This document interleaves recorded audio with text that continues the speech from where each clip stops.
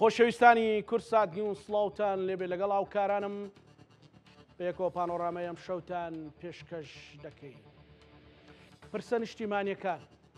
وێڕای هەموو قەیرانانەی کە لە هەرێمی کوردستاندا هەیە کەڵەکەبووی کۆی قەیرانەکانی ساڵانی ڕابردوو هەندێک دیاردە و حاڵەت دەبینی کە مایی لەسەر ڕاوەستان و قسە لەسەرکردنە. هەندێک جار مایی ئەوەیە کە داخ و ئەسەفێکی گەورەی بۆ چێشی دەڵێن لە ئەنجامی یان لە چوارچێوەی ململانەیە بۆ شکاندنی حزبێک پاڵپشتی هەندێک لە کەسایەتی یا هەندێک لە کەسی سیاسی ئەکرێ بۆ تێکدانی شارێک لەکوێ لە شارێکی دوژمنت نا لە هەرێمی کوردستان بە جۆرێک پرسە نیشتیمانەکانیان بێبەها کردووە. تەنانەت ئەو دام و دەستگا یاساییانەی کە لە چوارچێوەی حکوومەتی هەرێمی کوردستانیشدان کاتێک مهمەیەک جێبەجێەکەن بۆ سەروەری یاسا و چەسپاندنی یاسا بە زۆرێکی تر مامەڵەی لەگەڵدا دەکەن. ئەمە دەبێت چێ سوودی لێ ببینێت؟ ئەمە ئەو پرسیارانەی کە لە مێشی بەشێک لە ڕۆشنبیران و هاوڵاتیانی هەرێمی کوردستاندا هەیە. جا من ئەم گفتوگۆیم لەگەڵ بەڕێز محەممەد عوسمان لێپرسراوی مەڵبەندی بادینانی یەکێتی نیشتیمانی کوردستان گفتوگۆکەم کە هەمیشە خاوەن ڕە و لێکدانەوەی تایبەتی خۆی بووە. کاک محەممەد سڵاو لێبێ و کاتت باش سوپاس دەکەم کە بەشداری لە پانۆڕامایم شەو ئەمێ بەڕاستی بۆ چوونی تۆ بزانام لە ڕووداوەکانی ئەم دوایە و لێکەوتەکانی ڕووداوەکە من باسی ڕووداوەکان ناکەم بە تایبەتی ئەوەی کە بۆ چەسپاندنی سەروەری یاسا بوو لە شاری سلێمانی و ڕێگرتن بوو لە خوێن ڕژانێکی گەورە و نەزیفێکی گەورە لە شارەکە لە هەرێم بەگشتی بەڵام ئەمەوە پرسیار بکەم مامەڵەکردن لەگەڵی بەڕاستی مامەڵەیەکی نیشتیمانی بوو؟ بەڵێ زۆر سپاس. سەرەتا پێم خۆشە پیرۆزبایی گەرم لە سەرۆک بافڵ تاڵەبانی بکەم بە بۆنەی وەرگرتنی پۆستی سەرۆکی حیزبە سۆسیال دیموکراتەکانی جیهانی عەرەبی. ئەمە خۆی لە خۆیان ئاماژەیەکی ڕوونە بۆ هەموو نەیارەکانی یەکێتی کە سنووری یەکێتی نیشتیمانی کوردستان و خودی یەکێتی نیشتیمانی کوردستان و خودی سەرۆکەکەی کە لە ناو فەزایەکی دیموکراتی و فەزایەکی مەدەنی کارەکەن و ئینشاءالله پرۆسەکە بە باشترش لە جاران ئەچێتە پێشەوە ئەو پەیوەندیە ئەبێتە هیوایەک ومێدێک بۆ هەموو لایەکمان کە باشتر بتوانین دژی چەک و شەڕ و کوشتن و ماڵوێرانی بین. لە ڕاستیە ئەو ڕووداوانەی کە لە چەند ڕۆژی ڕابردوو ڕوویدا ئێمە هەموو پێی نیگەرانین لەسەر ئەوەی کە جێگەی داخە کە شارێکی خۆشەویستی وەکو شاری سلێمانی شاری شاعیران شاری مامۆستایان شاری نووسەران ئەنی شارێک بووە کە هەمیشە لە خزمەتی ڕۆشنبیریەتی گەلەکەمان لە هەر چوار پارچەی کوردستان دەوری هەبووە کە ئێستاکە بێن بە پیلانێکی لێرە و لەوێ ئاژاوە لە شارەکە دروست بکەن. بە تاکید ئەمە نەکرد بۆ یەکێتی نیشتیمانی کوردستان بۆ میلەتەکەشمان ناخۆشە کە ئێمە ئەو مەجالە بڕەخسێ کە ئەم شارە ئارام و خۆشەویستە ببێتە شوێنی شەڕ و تەقە و کوشتن و ئەمانە. لەگەڵ هەموو ئەوانشدا ئێمە بۆ ئەوەی کە بیسەلمێنین کە ئێمە هەم حیزبێک و هەم لە ناو دەسەڵاتشە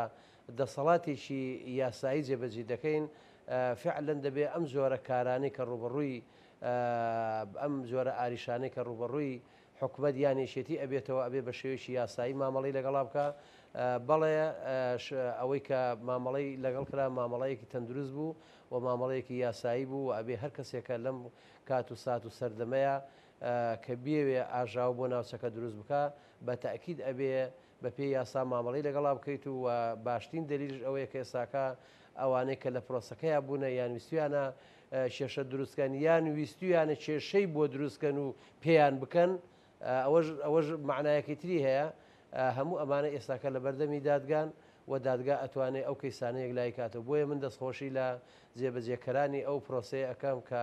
توانیان بە شێوەیەکی یاسایی مامەڵە بکەن و و لە هەمان کاتە پێشیانگرت لە خوێن ڕشتن چونکە ئەو هێز و ئەو چەک و ئەو تەقەمەنی و ئەو ساروخ و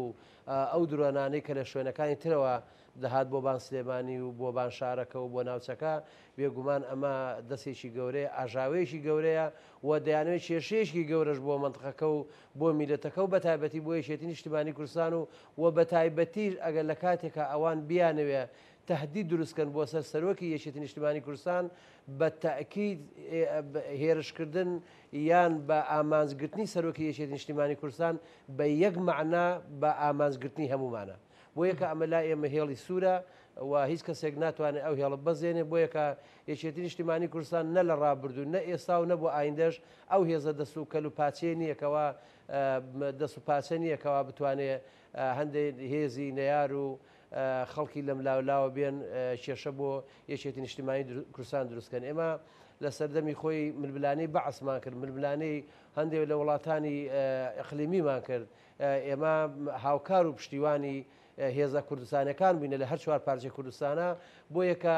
ئەو هەموو ئاستەنگەی کە بۆ یەکێتیش دروستکرا هەر ڕۆژ ناڕۆژێ بە پیلانی ئەمە ئەو گروپێکیان لە یەکێتی دا ئەبراوە لە یەکێتیان دوورە خستەوە بۆ ئەوەی یەکێتی زەعیفکەن بەڵامەوە ئێستا خۆتان ئەیبینن یەکێتی هەرکو خۆیمە و بەقوەترش بۆ و بەقوەترش ئەبێ و هەر بەقوەترش ئەبێ باشە کاک محەممەد من ئەو پرسیارەکەم چۆن ڕۆژە ئەمەوێ بەڕاستی گفتوگۆی دیکە بکەین بەڵام بابەتێکت بۆ من هێنایە پێشەوە پرسیارە بکەم ینی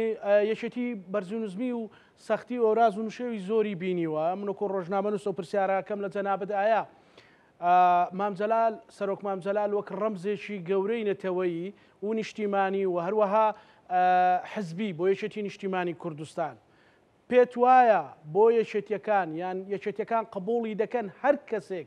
نیەتی یان نیازی کودەتا یان بەرکەنارخستنی ئەوانی هەبێت ئینجا ئەو کەسە هەر کەسێک بێ یان مەترسی لەسەر ژیانیان دروستکە و پیلان بۆ ژیانیان دابنێ یەکێتیەکان ئەوە قبوڵەکەن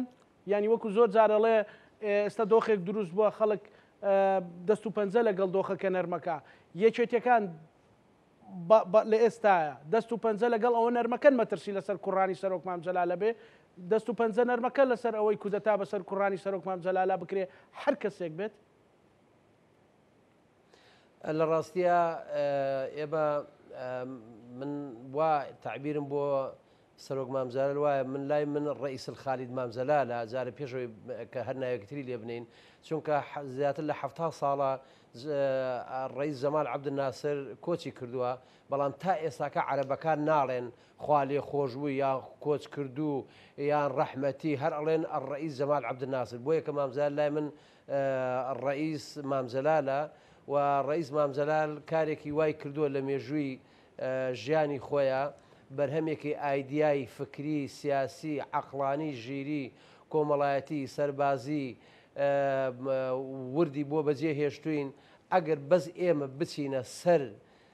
نووسراوەکان و بەرهەمەکانی سەرۆک مامجەلال بخوێنینەوە بێگومان ئەمە نەکرد بۆ ئێمە یەکێتی بۆ هەموو گەلی کورد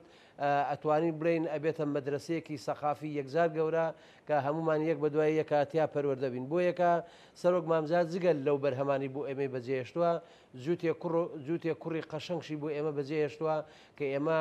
بە دیویەکە ئەمانە برازانمان و بە دیویەکن پارچەیەکن لە جگەرمان و بە دیویەکەش پارچەیەکن لە فەلسەفە و ئایدیا و سیاسەتی یەکێتی نیشتیمانی کوردستان بە سەرۆکاتی ڕئیس خالید مامجەلال بۆ یەکە پاراستنی ئەم دوو هەواڵە و دوای ئەوە یەکێتی نیشتیمانی کوردستان ئەوە ئەرکی یەک بە یەکی تێکۆشەرانی یەکێتی نیشتیمانی کوردستانە و ئەگەر زۆر جا بیستومانە لێرە و لەوێ ئەڵێن لایەن هەیە بنەماڵە هەیە خەڵکەیە دە کوڕی هەیە بیستی هەیە سەتی هەیە بەڵام جەلا تاڵەبانی 50,000 کوڕی هەیە کە دیفاع لەو دوو کوڕەش بکەن بۆ یەکە هیچ کەسێ باوا بیر نەکاتەوە وابزان دەباشان تەنها دوو کوڕی گەنجی تایە و دوو کوڕی سەرۆک مامجەلالی تایە و تەواو بە پێچەوانەوە هەر لە زاخۆوە تاکو دەگاتەوە خانەقین هەموو کوڕی سەرۆک مامجەلالە و هەمووشمان ئامادەین ببین بە قەڵغان لە پێناو پاراستنی ڕۆڵەکانی مامجەلال چونکە ئەوانە وەکو باسمان کرد بەرهەمی فەلسەفەی سیاسی و عەقڵانی سەرۆک مامجەلالە کە بۆ ئێمەی بە هەدیە بەجێهێشتەوە بە دیاری بۆ ئێمە بەجێهێشتەوە بۆ یەکە ئەگە هەر کەس و لایەنێک چه حکوومەت بێت چه حزب بێت چه گروپ بێ هەر جەماعەتێکش بێ ئەگە بیر لەوە بکاتەوە ڕۆژێ لە ڕۆژان کودەتا بەسەر کوڕانی مام جەلالە بکە بە دڵنیایی من پێتەڵێم هێشتا ئەو کەسە لەدایک نەبووە چونکە یەکێتی نیشتیمانی کوردستان ئەوەندە دەست و پێسپینیە کەوا خەڵکوا بە ئاسانی بتوانێت لەم لاولا پیلانی بۆ دابناو هێزی بۆ کۆکاتەوە و دەستی ئەموو ئەو بێتە ناو مۆزعەکە و بیانەوێ معادلاتی سیاسی و دەسەڵات لە منطقەیە بگۆڕن دڵنیا بن ئەوە کارێکی و ئاسان نییە و سەرژ ناگرێت بۆ یەکە ئێمە زۆر لەو مەسلەی بێباکەین من هەر بەبییرتان دێنمەوە ئەو شەوەی 22 کە حاڵەتەکە ڕوویدا ئێمە بە پەلە ئاگادار کراینەوە گوتیان ئەوە ئاگاتان لە مەڵبەند بیانی مەڵبەندی چواری دۆک ئەوە هێزێک بەتەمای بێتە سەرتان ئێمەش وەڵامەکەمان ئەوە بوو کە گوتمان ئەوەی کە دێتە سەر مەڵبەندی دۆک هێشتا لەدایک نەبووە ئیتر نازانین ئەو کەسە چێە بۆ یەکە یەکێتی نیشتیمانی کوردستان و کادرەکانی و هەواڵەکانی و بەرپرسە و سەرکردەکانی تێکۆشەرەکانی لە هەر شوێن و لە هەر جێگایەک بن قەڵغانە بۆ یەکێتی نیشتیمانی کوردستان و قەڵغانە بۆ قەڵەچۆلان و بۆ دەباشان بۆ یەکە هەر بیرۆکەیەک لەوەی کە بیانەوێ کارەساتێک بۆ ئەم یەکێتی و بۆ قیادەکەی دروستکەن بەتایبەتی بۆ سەرۆکەکەی بڕوات بێ ئەو گروپە ئەو خەڵکە ئەو جەماعەتە هێشتا لەدایک نەبووە. زۆر باشە کاک محەممەد دەست خۆش بێ پەیامەکە ڕوونە باشە لێکەوتەی ئەم ڕووداوە مەسەلەن هێز ئەمریکانی حکوومەت یاریێمی کوردستان کردویانە دۆخێک دروست بووە مەسەلەن دۆخێکی ناچاری بووە بۆ سەپاندنی یاسا بووە ئەمە هەم جێگری سەرۆکی حکوومەت یاریێمی کوردستان واڵێەوە هەم سەرۆکیێکی نیشتیمانی کوردستان واڵێەوە هەمیش بەڕاستی ینی دام و دەستگاکانی حکوومەت قسەیان کردووە. ینی دۆخەکەوا لەکەن کە لە هەندێک لە مێدیاکانەوە لە هەندێک لە دام و دەستگاکان لە هەندێک لە بەیاننامەکان بەڕاستی مەسەلەن ئەیانەوە شارێکی پێناشیرنکەن ئەیانەوە شارێک مشکلیان نیە شارێک بسووتێ ینی بۆ ئەمە بەڕاستی چوارچێوێکی نیشتیمانی هەیە. بەڵێ طبعاً کاکزانە جارە با لەوە دەست پێ بکەین پێشوی بێنەوە سەر وەڵامی ئەوەی پرسیارەکەی جەنابێت ئێمە با لێوە دەست پێ بکەین ماوەیەکە شاری سلێمانی کە ئێوە خۆتان ئەزانانی بە درێژایی مێژوو کە چۆن ناوی نراوە شاری هەڵمەت و قوربانی شاری قەڵەم بووە شاری سەقافەت بووە شاری عەقڵ بووە شاری پێکەوە ژیان بووە شارێک بووە بە معنای کەلیما باوەڕیان بەوە هەبووە لە ڕێی قەڵەمەوە لە ڕێی عەقڵەوە لە ڕێی فکرەوە لە ڕێی ئایدیاوە بتوان ململانەیەکی تەندروست بکەن لەگەڵ ناوچەکەیە تاکو ئەگەر بکرێ هەموو لایەک بەو ئاڕاستەیە کار بکەوە تەنانەت زۆر ئاسایە ئەگە بڵین لەوێ و باشتی تازە شوێر بین بۆ یەکە ئەم هینە ئەم کارە بەم شێوەیە زۆر خەڵکی نیگەران کردبوو لەبەر ئەوەی 24 سعات و بەردەوام کارەکەن لەسەر ئەوەی کە بیانوێ ئەم شارە بەرەو هەڵدێری بەرن بەرەو ناشرینکردنی بەرن بەرەو ئەوەی بەرن کە ئیتر سیمای شاربوون و جوانی و سیمای عەقڵ و قەڵەم و سەقافەی لەدەست بدا بۆ یەکە ئێمە زۆر دەمێکە ئاگادارین کە هەر جارە گروپێک و جەماعەتێک ڕائەسبێرن و ئەجا دێنە سەر شاشەی تەلەڤیزیۆن قسەی زلزلەکەن و ئێمە منەتی کەس نازانین و ئێمە منەتی حکوومەت نازانین و ئێمە پارەی ئەوە نادەین و پارەی کارەبا نادەین کاکە ئەمە لە کوێ دنیا ئەم شتە هەیە بەس وەرە پێم بڵێن وەرە لە کام کونجی ئەم زەویە بگەڕە لە کام نقطەی زەوی لەسەر ئەم زەویە بگەڕە بزانین لە چۆ جگە لە سلێمانی بزان لە چۆ ئەمە هەیە بزانین یەکێکەیە لە هەولێر بتوانێت جورئەت بکە بڵێ من پارەی کارەبا نادەم لە دهۆگێکی توان بڵێ پارەی کارەبا نادەم لە کەرکووک لە بەغدا لە دیالە لە هیچ شوێنێ خێرە لە سلێمانی کۆمەڵی خەڵکیان ڕاست پاردووە بەس بۆ ئەوەی شارەکە ناشرینکەن و بەس بۆ ئەوی یەکێتی ناشرینکەن و بەس بۆ ئەوی گۆڕەکەی ڕئیس الخالد مام جەلال ناشین بکەن و بەس بۆ ئەوی بڵێن ئێستاکە یەکێتی و دەسەڵاتەکەی و سەرۆکە گەنجەکەی و ئەمانە ناتوان ئیداری دەوڵەت بن لە ئاخر لە کوێیە بووە خەڵک بێتە سەر شاشەی تەلەڤیزیۆن بڵێ من ئەوە کاکە هەر نایکەم من ئەم حکوومەتە بە هیچ نازانم من ئەخ کاکە چۆن شتی وە ئەبێ یاوان ئەمە لە لایەکی تر وەرە پێم بڵێ لە کام شاری کوردستان و عێراقا مۆڵگەی ساروخ و مۆڵگەی چەک و مۆڵگەی درۆن و ئەمانە هەبێ ئاخر کاکە بەڕاستی ئەمە شتێکی وازەحە ئەمان دەیانەوێ ئەم وڵاتە ئەم نیشتیمانە کە پارچەیەکە لە کوردستان پارچەیەکە لە شارەکانی تر دەیانوێ بە زۆر ینی ناشرینیکەن ئاگری تێبەردەن بیستوێنن کاکە من بە کەس قبول ناکرێ ینی ئێمە زۆر ئێمە خۆمان کادرەکان کە کۆبینەوە گلەیمان لێشێتی هەبوو هە گلەیمان لێ بوو گوتومانە بۆچی ئەم هەموو قسەی بێشێتی ئەترێ بۆ یەشێتی لەسەری نایەتەوە بابل هەر بڕۆن سکاڵایەک لە محکەمە بڕۆن لە دادگا سکاڵای تەزجیلکەن بڵێن کاکە سکاڵامانەیە خەڵق قسەمان پێڵێ بۆچی بێرین خەڵک بە پەنای یعنی لە پەنای ئەم نەیار و لە پەنای ئەم دەوڵەت و بۆ جاسووسی ئەم وڵات و ئەو وڵات هاتووە لە ناو سلێمانیا جنێو بە حکوومەتی هەرێمی کوردستان و جنێو بە معنایەکی تر جنێو بە یەشێتی ئەدا و جنێو بە بەرپرسەکانی ئەدا و ئەوێ مێژوو یەشێتی سوکا ئەوێ خوێنی شەیدەکانمان بەفی ڕۆبڕە لەبەر ئەوە ئێمە زۆر دەمێک ئازانین موامەرێکی گەورە لەسەر سلێمانیە جا موامەرەکەش چەند لقێکیە یان لقەکان ڕەنگە جاروای پەیوەندیان پێکەوە هەبێ بەڵام جارە پەیوەندیشیان پێکەونێ بەڵام ئەمە دەستێکە بۆ ئەوەی بیانوێ ئەم وەزعەتێک دەن بۆ یەکە هیچ هێز و قووەتێک ناتوانێ سلێمانی بستوێنێ و ناتوانێ سلێمانی ناشرین بکە چونکە سلێمانی نە من دروستم کردۆ نە ئەو سلێمانی شارێکی مێژوو کردی خۆ دروستکراوە لە هەنا و لە ڕۆح و بەدەستی جامێرەکانی کوردستان دروست بووە لەبەر ئەوە وا بە ئاسانی شارێک ناکرێت و بەم شێوە تەحەدای بکەیت جا بۆ یەکەم من قسەکەم لەسەر ئەوەیە یعنی ئێمە ئەگەر ئەمانەوێت بە سیستەم و بە نیظام ئیش بکەین ئەوە ئێمە دەستورمان هەیە ئەوە یاسامان هەیە ئەوە قانونمان هەیە ئەوە کۆمەڵی مؤسساتی تری ئەمنی و سیاسی و عسکەری و حکومی و ئەوەمان هەیە ئێمە دەوڵەتمان هەیە باشە کاکە تو بۆ نایی بەپێی ئیشوکاری بەرنامەی بەپێی پلانی دەوڵەت کار بکەیت بۆ دێی ئەچی سوکایەتی بە هێزەکەی خۆ دەکەیت و بە گروپەکەی خۆ دەکەیت و بە نیشتیمانەکەی خۆ دەکەیت و بە شارەکەی خۆش دەکەیت هەموو دنیا ئەزانێ کە پارەی کارەبایە هەموو ئەوەی کە پێ ئەوترێ خەدەمات و پێ ئەودرێ وارداتی ناخۆ خۆ ئەمە لە ناچێتە گیرفانی یەشێتی و ئەمە لای یەشێتی نیە ئەمە حکوومەتی هەرێمی کوردستان حکوومەتی هەرێمی کوردستان سەرۆکی حکوومەت سەرۆکی هەرێمیە سەرۆکی حکوومەتیە سەرۆکی پەرلەمانەیە سەرۆکی دادوەریە سەر هەموو یعنی ئەم بۆ ئیتوبێ هەموو شتەکان بێ وڵا لە ناو ماڵەکەی یەشێتیا کۆیکەیتەوە یان بێ لەوەی ئللا ئەبێ بێ لە ناو ماڵەکەی یەشێتیا پیلان دابنی بۆی ناو ماڵەکەی یەشێتیش چێ یەکێتیش بەشێکە لە حکوومەت بەشێکە لەو نیشتیمانە ئەو حیزبەی کەوا ئەتوانین بڵێن پێشەنگ بوو لە ڕاپەڕین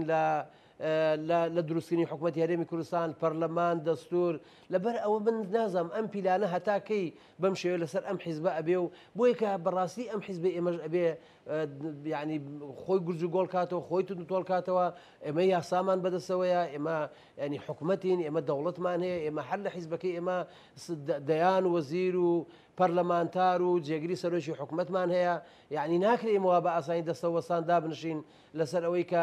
خەڵک بێ بە ئارزوی خۆی ینی دیموکراتێتیان ناشرین کردووە مافی مرۆڤیان ناشرین کردووە ئازادیان ناشرین کردووە تو چۆنە بێ لە پەنای دیموکراتیت و لە پەنای ئازادی و لە پەنای مافی مرۆڤ ئەوانە بێ حەچی سوکایەتی بە حیزبەکە و بە شەیدەکان و بە سەرکردەکانمان و بە پیاوە خارەمارەکانمانی بکەی ئێمە هەر دەستەوەسان دابنشین لەبەر ئەوە ئەمە شتێک نییەوە بە ئاسانی ینی ئێمە بڵێن کاکە دەستان خۆش بە دێ زیاتر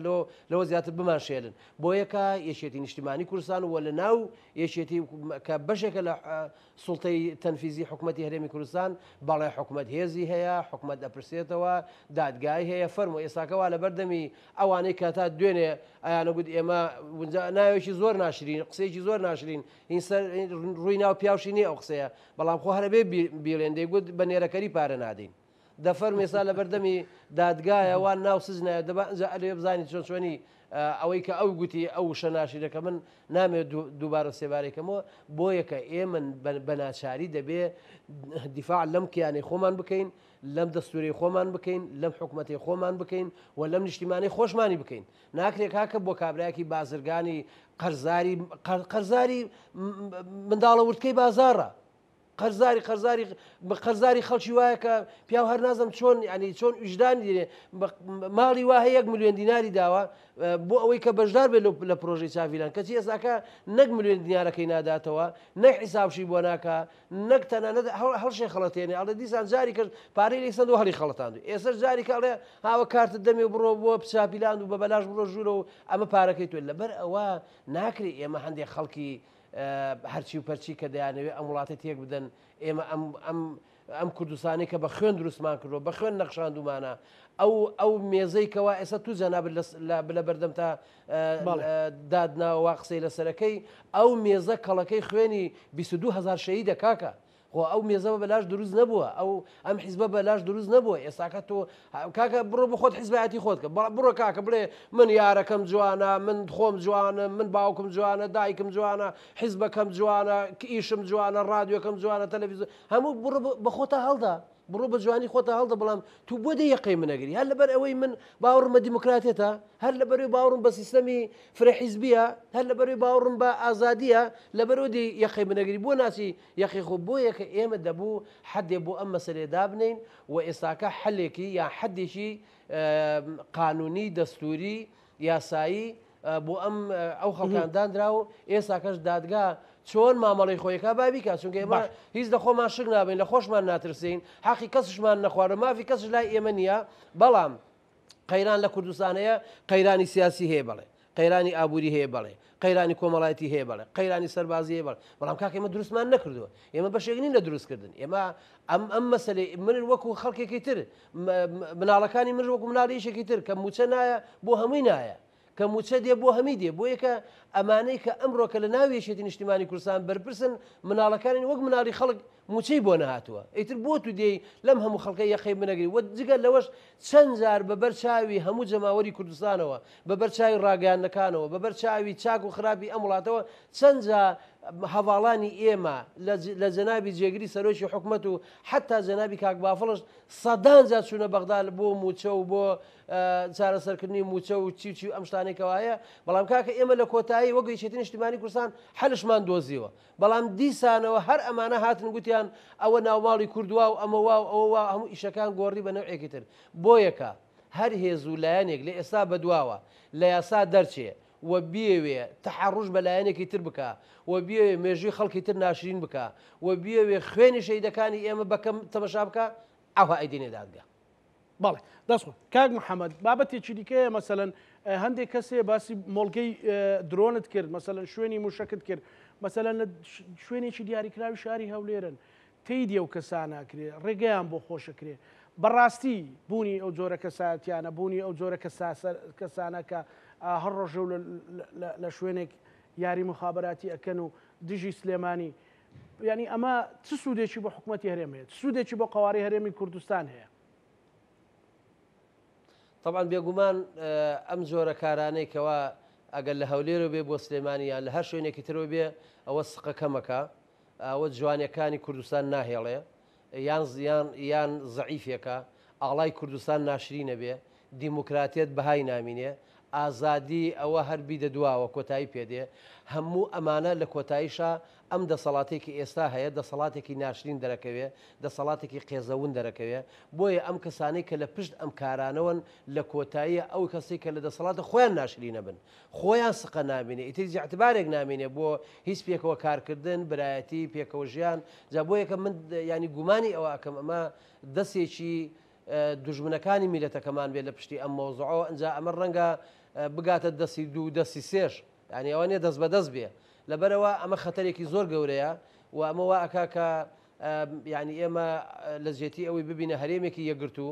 لە زیێتی ناوماڵەکەمان ڕێخێنەوە لە زیێتی ئەوەی پلان دابنین بۆ ئەوی کە چۆن ئەتوانین نیشتیمانەکەمان میلەتەکەمان ئیدارە بدەین دەسەڵاتێکی جوانتر پیادەکەین بە پێچەوانەی ئەوە دێتە پێشەوە کە ناومێدی دروستەکە کە ڕەشببینی دروستەکە کە خەڵک پێکەوە سقەی نامینێ جا ئەمە خەتەرێکی زۆر گەورەیە بە تایبەتی ئێستاش یعنی گۆڕانکاریێکی گەورە دەنگۆی گۆڕانکارێکی گەورە لە کوردستان و ڕۆژهەڵاتی ناوەڕاست و بگرە شوێنی ترش ئەگرێتەوە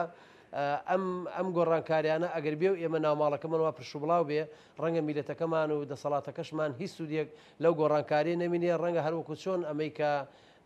کاتی خۆی لە لۆزان جێبەجێ بوو احتیمالە ئەم جارە دووبارە بێت و بۆ 100 ساڵی تر بڕە بەڵام ئەگەر ئێمە ناوماڵەکەمان ڕێک بخەین و بەرژەوەندەکانی میلەتەکەمان لە کۆی بەرژەوەندەکانی هێزە زلهێزەکانی ناوچەکەیە بگونجێنین پێکەوە ڕێکی بخەین دڵنیام جارە زۆر نزیکە لەوەی کە کورد بێتە کاک محەممەد پێت وایە لەسەر پرسیوەها نیشتیمانیدا پێت وایە ئێمە سیاست و دیبلۆماسیەت و تەنانەت هەندێک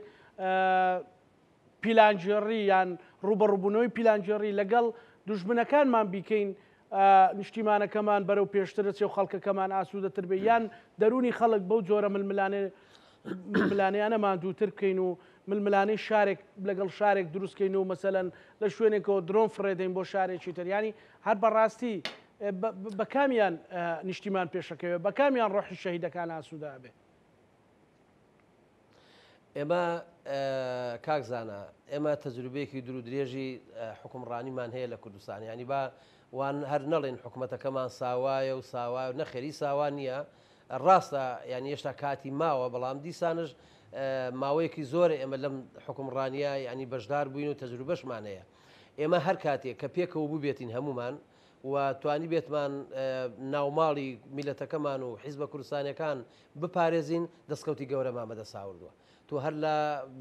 لەوەی لە ڕێکەوتنی 98 واشنگتۆن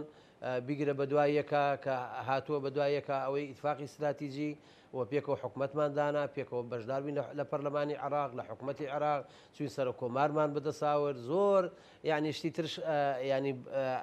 ینی هین ئەوەیە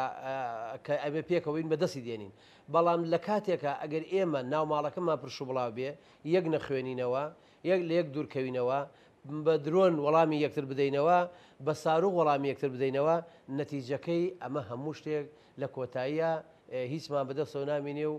کۆتایی دێ و میلەتەکەشمان ماڵوێران و سەرگەردانە بێ هەرۆکوی کاتی خۆی کە بینیمان لە هەشتاهشت بینیمان لە 91 بینیمان لە سیویەکی ئاب بینیمان لە زۆر شوێنی ترە ئەم کارەساتانەمان بەسەر هاتووە دوا کارەساتش کە بەسەرمان هاتووە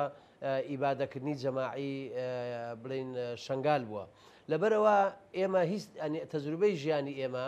ئەوەمان پێڵێ ئەڵێ ئێمە بەیەکەوە دەستکەوتی گەورە بەدەستدێنین بەڵام بەبەیەک یان بە پرش و بڵاوی ئەتوانین بڵێن هیچ دەستکەوتێ ئێمە لە ناوێشێتی نیشتیمانی کوردستان باوەڕی تەواومان بە تەعەدودێتی حزبی هەیە بە دەسەڵاتی مشتەرەکەیە بە پێکەوە کارکردن هەیە باوەڕمان بە دیموکراتیەت هەیە باوەڕمان بە زۆرینە و کەمینەشێ من لە بیرمە ساڵی 2000 ئەوەی کە گۆڕان یەکەم دەنگی باشی هاورد لە بیرمە ئێمە پیرۆزباییمان لێکردن گوتمان کاکە ئێوە دەنگتان لێمە زیاتر هاوردووە ئەمە کۆتایی دنیاژ نییە بەڵام لەگەڵ ئەوەشە جارێکی تر یەکێتی خۆی تەنزیم کردەوە خۆی ڕێخستەوە و لە کۆتاییشە بینیمان ئاخرجا 23 کورسیمان هاور کە ئەوە یەکەم جارە بوو ئەم قۆناغە ئەوە بێ من دڵنیام ئێستاکە ئەم جارە یەکێتی نیشتیمانی کوردستان بە تایبەتی سەرۆک باڵ ئەتوانم بڵێم زۆر باشتر خۆمان خڕکردوتەوە خۆمان ئامادە کردووە ڕیزەکانمان یەک خستووە یەک سەرۆک و یەک سەرکردایەتی و یەک مەکتەبی سیاسی و یەک تەوجیهات هەیە حتا ئێستا ئێمە لە مەڵبەندەکانشە هەموو بووە بە یەک تەوجیهات بووینە بە یەک هێز بووینە بەوەی کە ئێمە گروپێکی وەسابمان هەیە کە نامەیەکە نێری کاکە ئەوە تەوجیهاتی مەکتەبی سیاسی و سەرۆک بافڵ ئەمەیە لە ماوەی سەعاتێکە هەرموو جێبەجێیەکە لەبەرەوە ئێستا ئەم ناوماڵەکە ڕێکەوتۆ دەدیسان دەیانێت پیلانمان لێ بژێڕن درۆنمان بۆ نێرن ساروخمان بۆ نێرن ڕێگەمان لێ ئەگرن ئەنواع دیعایەمان بۆ ئەکەن ئەم حکوومەت و ئەو حکوومەتمان لێهانەدەن مەتارمان لێدا ئەخان کورە ئەوەی کە بەسەر یەکێتی هاتووە ئەوەتە یەکێتیە و هێزە و هێزی خەڵکە و لە ناخی هێزە دەنێت بۆ ئەم هێزە ئێستا نەوعێکی تر بووە بەڵام لەگەڵ هەموو ئەوانەشە ئەوەی بۆ دوژمنەکانی ئێمە ئەوەی بۆ نارەکانی ئێمە سەیرە ڕۆژ بە ڕۆژ ئەم حیزبە بەقوەترە بێ ڕۆژ بەڕۆژ ئەم حیزبە دەنگی زیاد دەکات ڕۆژ بەڕۆژ ئەم حیزبە باشتر ئەچێتە ناو قوڵایی دەسەڵات و دەوری ئەبێ لە ساحەی سیاسی ناوخۆیی ئەتوان بڵێن عێراق و هەرێمایەتی وە نێودەوڵەتیش لەبەر ئەوانەی کە گرە و لەسەر ئەوە ئەکەن کە بیر لەوە بکەنەوە بە ساروخ و بە ئەوانە قسە لەگەڵ یەکێتی بکەن بڕاتان بێ ئێمە ئەنی یەکێتی چەندجا هەر هەموو ناوچەکانی لە بیر مەساڵی هەشتاهشت هەموو ناوچەکانی یەکێتی بەر چەکی کیمیایی کەوت ئەم جاش دوای ئەوە خۆمان ڕێخستەوە 500 پێشبەرگەی پارتیزان هاتە خوارەوە بۆ هەموو ناوچەکان و هەموو ینی لادەیەک نەماوە بە پێوە پیرێژنێک لە لادەیەکان نەماوە بە سزمانانە ئەوەی کە شەید بۆ ئەوەی کە ئەنفال بردی ئەوەی کە چ بووە مجەمەعەکان بەڵام ئەنجا یەکێتی دیسان جاری کە توانی بەم شێوەیە خۆی هەڵسێنێتەوە کە ئینتفازش کرا کاکە خۆی یەکێتی کردی خۆ کەسی تر نەبوو لە ساحەکەیە لەبەر ئەوانەی کە گرە و لەسەری زەعیفکردنی یەکێتی ئەکەن ئەوانە هێزێکن خۆیان هەڵەخەڵەتێنن و هێزێکی مێژووکردنین بۆ یەکە یەکێتی نیشتیمانی کوردستان ئەو هێزەیە لە ساحەکە هەموو جودی ئەبێ هەم ڕۆژ بەڕۆ و ئەم جارش ئەیبینی کە وەزعی یەکێتی لاڵبژاردنەکان چۆنە بێ بەڵێ لە پرسە نیشتیمانیەکانی یەکێتی تا چەند دەتوانێت بپڕژێتە سەرەوەی ڕێ و چێشانی بووی دروستەکرێت و بەڕێزت باست کرد بپڕژێتە سەر پرسە نیشتیمانی و نەتەوایەتەکان و هاوکاریکردنی خوشک و برایان لە پرۆسەی ئاشتی لە باکووری کوردستان و لە پرۆسەی جێگیربوونی ئەو ناناوەندیەتی کە لە ڕۆژاوای کوردستانیش تەنانەت هەیە. ئێمە لە ناو یەکێتی نیشتیمانی کوردستان یەک لە شانازەکانی ئێمە ئەوەیە هێزێکی کوردستانی لەکوێ پێویست بوو بێ بە چەک بە پارە بە دیبلۆماسیەت بە هاوکاری و لۆجستی بە هەموو ئەوانێکە هەبێ یەکێتی نیشتیمانی کوردستان ئەو شەرەفەی بەرکەوتووە کە هێزێکی کوردستانیە و ئەمەی کە جەنابشت باسێکی لەسەر ئاشتی نێوان کورد و حکوومەتی تورکیا بەکە بەردی بناغەکەی سەرۆک مامزال دایناوە ئەم هەنگاوانە کە چووە پێشەوە باشتر و زیاتر هەنگاوینە بە تاکید یەکێتی نیشتیمانی کوردستان ئەو کات و ئێستاش دەوری باڵا هەیە لەم پرۆسەیە و هەر بەرچاوخۆتان و هەفتەی پێش و سلێمانی بوو بە مەرکەزی کوردستانی و حەچی هێزی کوردستانی هەموو لێ کۆبووە و خۆتان بینیتانەوەی علامینەوە لەم خەڵک تاوان باشترە زانن لەوە بۆ یەکە بەردەوام بۆ لە شۆش کە میلەتەکەمان پێویستی لە مەهابەت پێویست بوو بێ هێزەکانی یەکێتی لێ حاضر بوونە لە دیاربەکر حاضر بوونە لە کۆبانی حاضر بوونە و لە هەر شوێنێکی ئەم کوردستانە کە پێویست بکە هێزەکانی یەکێتی ساز و ئامادە بووە و ئێستا کەش ئەو پەیوەندیە جوان و سەمیمیەی لە نێوان یەکێتی نیشتیمانی کوردستان و پارچەکانی تر هەیە هەم لە ڕۆژهەڵات هەم لە باکوور هەم لە ڕۆژئاوا هیچ هێزێکی کوردستانی ئەو پەیوەندیە تونند و تۆڵەی نییە و بۆ یەکە ئێمە ماڵی یەکێتی نیشتیمانی کوردستان ماڵی کوردستانی گەورەیە یعنی کوردستانی گەورە ماڵی ئێمە ئەگە پێویستکە ئەچینە قامشلی ئەگە پێویستکە ئەچینە دیاربەکر و لە کاتێک ئەگەر بەبیری بۆ بیرهێنانەوە ئەگەر لە بیرتان بێت چەند ساڵە پێش ئێستا کە میلەتەکەمان لە باکوور بەشداری هەڵبژاردننی کرد نیوەی قیادی یەکێتی لێرە سولەوە هاوکاری کوردانی ڕۆژاو هەر لەسەر ئەو باکووری کرد بۆ ئەوەی کە ئێمە ئەو کوردستانێتە بەردەوام بێ و دڵنیاش بێ ئێمە لەسەرەوە بەردەوامە بین بۆ یەکە یەکێتی نیشتیمانی کوردستان لە سەرەتا و لەو ساو ئێستاش دەوری باڵای هەیە لە ئاشتی نێوان کورد و دەوڵەتەکان و لە نێوان کورد و پێکهاتەکان و لە نێوان کورد و کوردش بۆ یەکە ئەوە ئێمە بە ئەرکی سەرشانی خۆمانێ زانین. کاک محەممەد هەر لەو بارەوە من تۆ دەمێک یەکترە ناسین و بەڕێستان کوبرایکی ئەزیز کە متابعی کارەکان دەکەم هەمیشە پڕزوڵەی و ماشەڵا ینی پرستیژێکی گەنجانەت هەیە. ئەستا لە بادینانی من وەکو متابعی شەکان دەکەم جموزۆڵێکی باشتیایە.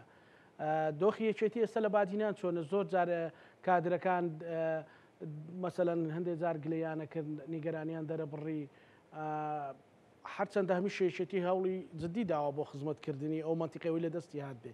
بەڵام ئێستا جموزۆڵەکانی ئێوە لە چیەوە سەرچاوی گرتەوە دۆخی یەکێتی لە بادینان چۆنە کاک محەممەد؟ زۆر سپاس طبعاً لە پێش ئێمە 11 وابزانامەگە هەڵە نەبم 11 مەسوولی مەڵبەند هاتوۆتە دهۆک هەر 11 مەسوول مەڵبەندەکە هەر کەسە بە دەوری خۆی خزمەتی باشی یەکێتی و شارەکەیان کردووە و ئەساس و خەرمانێکی جوانیان بۆ ئێمە بەجێهێشتووە و دوا لێپرساوی مەڵبەندیان جەنابی کاک جەمال یوسفا کە سڵاوی لێکەم کە دەوری باڵا و جوانی هەبووە لە خزمەتکردنی ئەم شارە و ئەم میلەتەیە جا ئێمە هاتوینەتە سەر ئەم حازرێکی کە ئەوان بۆ ئێمەیان بەجێهێشتووە و من پێم خۆش ئەوەت پێ بڵێ من 2 مانگ و 8 ڕۆژە لە ینی هاتووم لێرە مباشەرەم کردووە ئەگەر خۆشتان تەمەشای ئەعلامتان کردبێ و متابعەتان کردبێ باوەڕ ناکەم ئێمە ڕۆژێک وەستا بێتین ینی تەنانەت لە جومعە و لە ڕۆژانی هەینی و شەمەشە بەردەوام لە سەردان بووینە حرەکەیەکی باشمان دروست کردووە لەگەڵ هەواڵەکانمان لە بادینان کادری زۆر باشی تایە خەڵکی زۆر ڕێک و پێکی تایە خەڵکی زۆر دڵسۆزی تایە لە هەردوو ڕەگەزی نێرومێ بۆ یەکە من ئێستا هاتوومەتەنە ئەم هەواڵە خۆشەویستانە و پێکەوە بەرنامەی کارمان هەیە تەنانەت بۆ بەیانی بەرنامەی 4 شارمان هەبوو کە ئێستا بەهۆی وەفدێک کە دێتە لامان بەیانی بەرنامەکانمان گۆڕا بە نوعێکی تر بۆیەکە هەستەکەم جموزۆڵێکی باشەیە وحانیتانە تا ڕادێک لە بەسەرکردنەوەکانە بتوانن کە نیگەرانەکانیان کەم بکەنەوە و زۆر جاریان وت هەرچەندە وەکو بەڕێز باس کرد لە پرسا مەڵبەندی زۆر دڵسۆز و تێکۆشەر بەڵام دۆخی چێتی ڕەنگە هەندێک جار وای کردبێ کە دەنگەکە باش نەگا ینی جموزۆڵەکەتان جۆینکردنەوەکەتان بەدڵە ئێستا؟ ئێستاکە باشە. ئێستا ئێمە تەبعاً هەموو شارەکانی بادینان گەڕاوین. تەبعاً بادینان بۆ ئاگداریت 8 خەزا و نزیکەی 30 ناحێ و نزیکەی 30 مجەمەعشە، یعنی حیسابمان کردو تقریبا دەوری 70 بۆ 75 شارە. بادینان بەقەدەر لبنانە 11,000 کیلۆمەتر دووجایە. بادینان 3 حکومت پێکەوە ئەبەستێ، 3 پارچەی کوردستان. بادینان شوێنێکی تجاریە، نەوتی هەیە، شوێنێکی ینی گەشت و گوزارە، پێکاتەکان هەموو لێرن. یعنی لێ ئەتوانم بڵێم کوردستانێکی مسەغەرە، هەندێک جا خەڵکەڵی عێراقی مسەغەر، بەڵام من ئەڵێم کوردستانێکی مسەغەرە. بۆ یەکە لێرە بادینان و شارەکانی گرنگی تایبەتی خۆی هەیە و ئێمە لەم ماوانەیە توانیمانە سەردانی هەموو شارەکان بکەین و هەواڵەکانمان زۆر بینیوە و ئێستا هورەیەکی باش و خەنەعەتێکی باش و ئەمجارەش وەزعمان زۆر باشە بێ، بەڵام بازارە پێش حەز دەکەین و لە کۆتاییشە ئەیبینن کە ئێمە چۆن ئینشاءڵڵا ئەو کۆی ئەو بەرهەمی ئەو هەواڵانی پێش ئێمە و ئەمانەی ئێستاش هەموو پێکەوە ئینشاءڵڵا بەرهەمەکانی لە هەڵبژاردنە ئەیبینین و دڵنیاشم ئەوەی کە من زۆر دڵم پێخۆشە جەنابی سەرۆک بافڵ تاڵەبانی کە ئێمە چوونە خزمەتی تێگەیشتێکی زۆر جوانی هەیە بۆ بادینان و حتا جەنابی کاک ڕفعەتش جێگیری سەرۆک ئەوش بە هەمان شێوە هەردووشیان تێگەیشتنی زۆر باشیانەی بۆ یەکێتی بۆ بادینان بۆ ئیشوکار ئەوە جێ دڵخۆشیە. ومێ دەکەم ئەجارە بەهیمەتی ئەوان و بەهیمەتی هەواڵەکانمان لە مەکتەبی ئیدارە و دارایی گشتی لە مەکتەبی ڕێخستن و کادرەکانشمان لێرە و ئەو هەواڵانشمان کە خەڵکی بادینانن لە سلێمانی دانیشتن و ئەوانش هەمومان هاتوینەتەوە یان هاتوونەتە ئێرە هەمومان پێکەوە دڵنیام سەرکەوتنێکی باش بەدەست زاراوەی ڕەنگە زاراوەی بادینان و باش بۆ کاک دەستکەوتی وامان نەبوو بێ. زاراوەی بادینیت باش بووە؟ بڵە من بادینی بادینیاتە باشە بادینی فاڵ بەڵێ بە ڕۆژانە بە بادینی کۆمبوون دەکەین ئاسێنا هەواڵێت خۆ بادینی باشە نەخراپە. گەلک باشە گەلک سپاس بۆ بەڕێز محەممەد عوسمان لەپسراوی مەڵبەندی بادینانی یەکێتی نیشتیمانی کوردستان. سپاس بۆ کاک محەممەد کە لە دهۆکەوە لەگەڵ مابووی. بینەرانی خۆشەویست لەگەڵ هاوکارانم بەیەکەوە پانۆڕامایی ئەم شەومان پێشکەشکردن هەموو لایەکتان ئەمانەتی خوای گەورە بن خواتان لەگەڵ.